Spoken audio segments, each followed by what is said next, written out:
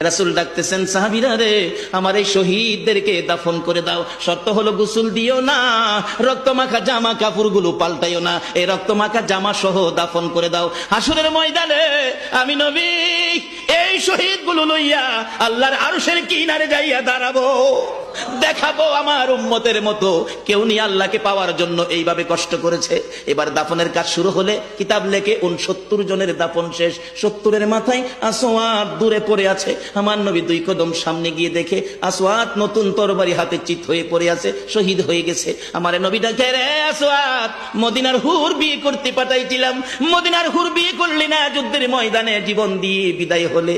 আসওয়াদ রে, নতুন তরবারিটা হাতে রে। আসওয়াদ একজন সাহাবী বলেন, হুজুর বিয়ের বাজার করতে এসে আপনি যুদ্ধে গেছেন, খবর পাইয়া বিয়ের বাজারে টাকা দিয়ে যুদ্ধের বাজার করেছে, আসওয়াদ শহীদ হয়েছে। আমার নবী ডাকে, মাবুদ, আমার আসওয়াদকে তুমি কি দিবা গো আল্লাহ?